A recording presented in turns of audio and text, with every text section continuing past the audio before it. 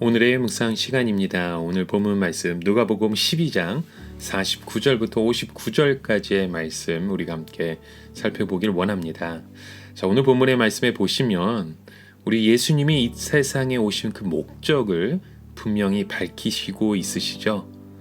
바로 이 땅에 불을 던지러 오셨다고 말씀합니다. 자, 여러분, 여기서 불은 우리 가운데 두 가지 뜻을 주고 있습니다. 바로 심판과 또 정결하게 하는 것이 바로 그 두 가지 뜻이 우리 불 가운데 있는데요. 예수님은 이 땅을 심판하시려고 또 정결케 하시기 위해서 오셨다는 겁니다. 그런데 오늘 본문의 말씀에 보시면 왜 불을 붙이러 왔다고 하시지 않고 불을 던지러 왔다고 표현하고 있으시는지 우리가 한번 좀 생각을 해봤으면 좋겠습니다. 자, 49절의 말씀 제가 읽어드리겠습니다. 내가 불을 땅에 던지러 왔노니 이미 이 불은 이미 붙었으면 내가 무엇을 원하리오라고 말씀하죠. 자, 여기서 불을 던진다는 것, 예수님이 매우 급하게 일하시는 그 모습을 우리가 장면을 연상할 수 있습니다. 자, 일이 다급하게 되었다는 거죠. 이 세상에서 불을 던져서 심판을 행하고 정결하게 해야 할 그 일들이 빨리 일어나고 있다는 거죠. 이 말을 듣는 사람들에게 그렇게 여유가 부릴 수 있는 그런 상황이 아니라고 말씀을 전하시는 겁니다. 바로 오늘 우리에게 지금 굉장히 급박한 그때가 아니냐, 그래서 정신을 차려야 한다고 말씀하고 있는 것입니다. 그리고 이어서 예수님이 이 땅에 불을 던지러 왔는데, 그리고 이미 이 불은 붙였다고 말씀하죠. 이것은 예수님의 그 심판이 이미 시작되었다는 것을 가르쳐주고 있습니다.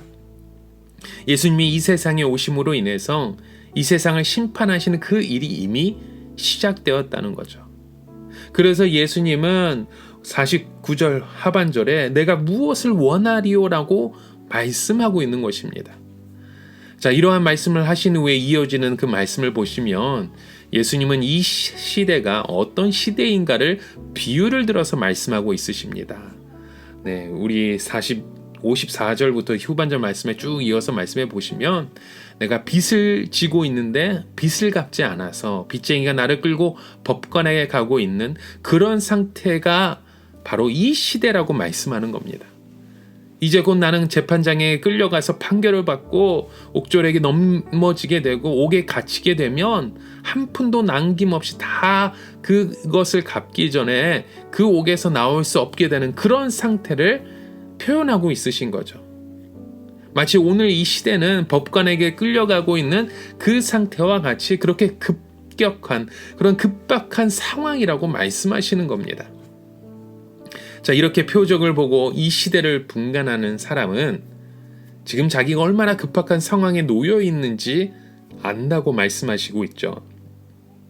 불이 이미 붙어 있는 상태인데 이 불은 이제 곧 활활 타오르게 되는데, 그런데 사람들은 아직도 너무나도 무사태평이라는 마치 그런 모습 가운데 예수님께서 그것을 던지시는 겁니다. 그래서 예수님의 이런 상황 가운데서 무엇을 원하시고 계십니까? 누가복음 12장 35절부터 36절에 말씀하셨죠. 허리에 띠를 띠고 등불을 켜 서 있으라 하고 말씀하죠. 너희는 마치 그 주인이 혼인집에 들어와 문을 두드리면 곧 열어주려고 기다리는 사람과 같이 되라라고 말씀합니다. 자, 이것을 짧게 얘기하면 바로 깨어 기도하라는 거죠. 준비를 갖추고 있으라는 말씀입니다. 그리고 이어서 예수님은 자신이 받을 그 침례가 있다고 말씀하시죠. 50절 말씀에 보십시오. 나는 받을 침례가 있으니 그것이 이루어지기까지 나의 답답함이 어떠하겠느냐라고 말씀합니다. 자, 여러분, 마가복음 10장 38절에 예수님은 내가 받는 침례를 너희가 받을 수 있느냐라고 물어보셨죠. 여러분, 예수님이 받을 침례는요, 바로 십자가에서 죽음을 가리키는 겁니다. 침례는 물에 들어가는 그 죽음과 물속에서 다시 나오는 새로운 생명을 뜻하는 것이잖아요. 그래서 예수님이 십자가에서 죽으시는 것은 물속에 들어가는 일을 뜻하고, 무덤에서 부활하시는 것은 물속에서 나오는 일을 뜻하게 되어서 바로 이런 예수님의 죽음과 부활을 침례라고 말씀하시는 겁니다. 이렇게 예수님이 십자가에 죽으시고 부활하시려는 그 일이 이루어질 때까지 이러한 예수님의 그 답답함이 얼마나 크시겠어요. 이제 곧 예수님이 이 침례를 받으시고 주님이 승천하시는 그 날이 가까웠는데 예수님이 정말 이 세상에 계시는 그 동안에 이 제자들을 깨우치고 가르쳐서 항상 기도하면서 준비하도록 해야 되는데 이 제자들은 예수님의 마음과 같지 않았다는 거죠. 어쩌면 엉뚱한 생각들을 하고 있으면서 정작 해야 할 일들을 못하고 있었던 그런 상황이 아닐까요? 인간적으로 그렇게 표현해서 오늘 본문의 50절의 말씀대로 예수님이 얼마나 답답하셨을까요? 이런 상태에 있는 제자들에게 예수님은 책망하듯이 물으시죠. 51절의 말씀에 내가 세상에 화평을 주려고 온 줄로 아느냐? 여러분, 예수님은 매우 안타까운 심정으로 제자들을 깨우쳐 주시기 위해서 일종의 충격요법을 쓰시고 있는 것 같아요. 예수님은 이 평화의 왕으로 이 세상에 화평을 주시려 오신 것이 분명하지만 여기에서는 제자들을 깨우쳐 주시기 위해서 주시는 말씀인 겁니다. 이렇게 예수님은 내가 화평을 주려고 온 줄 착각하지 말라고 다그치시죠. 화평을 주려고 온 것이 아니라 도리어 뭐라고 말씀해요? 분쟁하게 하려 함이라고 말씀합니다. 여러분, 여기서 이 분쟁은 예수님께서 주시는 분쟁입니다.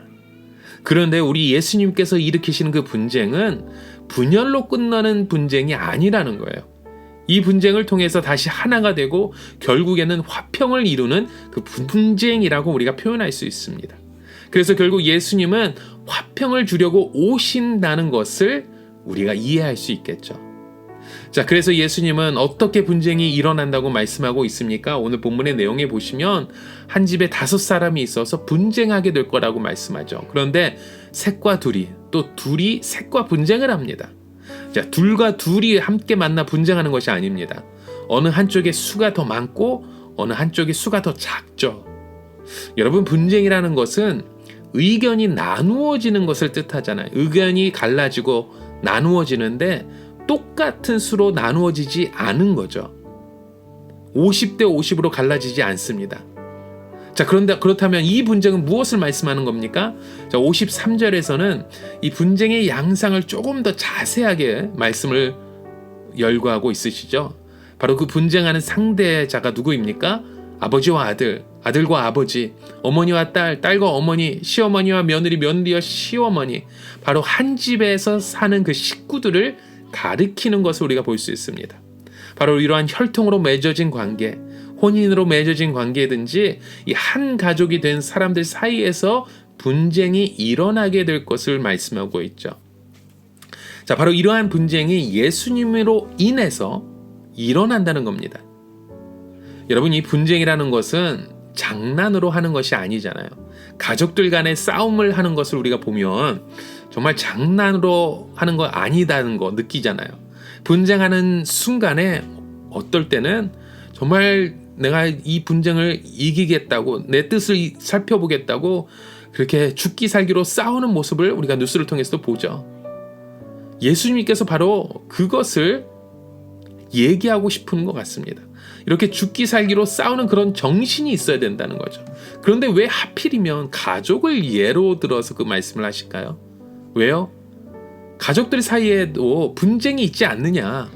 아무리 가족이라 해도 의견이 그렇게 차이가 나고 분쟁이 일어나는데 어찌 너희들은 이 세상을 보면서 아무렇지도 않게 그냥 물에 물 탄 듯, 술에 술 탄 듯 그저 좋은 게 좋은 거라는 식으로 아무 생각 없이 살아가고 있느냐 하고 말씀하는 것 같아요. 예수님은 세상에 잘못된 것이 있으며 분명히 우리가 의의를 제기하고 거기에 맞서서 하나님의 말씀대로 살려고 하는 그 열심이 있어야 된다는 그 말씀을 우리에게 주시는 거죠. 그래서 예수님이 이 세상에 불을 던지러 오셨는데 그 불은 이미 붙었고 이제 전부 다 타버리는 일만 남았다는 겁니다. 그래서 재판관에게 끌려가고 있는 중에 있는 그 사람의 처지와 같이 급박한 상황 가운데 있음을 너희는 왜 모르고 있느냐라고 말씀하는 겁니다. 그렇게 급박한 그렇게 화급한 그 상황 가운데 있는데 아무 일이 없다는 듯이 그렇게 있다가는 생각지도 않은 시간에 예수님께서 오셔서 그동안에 행한 것들에 대해 세밀히 따져 물으실 거예요. 그렇게 되면 그 시간에 주님 앞에 어떻게 나아갈 거냐고 그렇게 호되게 채찍질하고 있는 것입니다. 여러분, 지금 오늘 우리에게 여러 가지 일어나는 일들, 어쩌면 우리 주님께서 던져주신 우리의 불입니다. 이 불을 통해서 우리는 깨어 있어야 됩니다.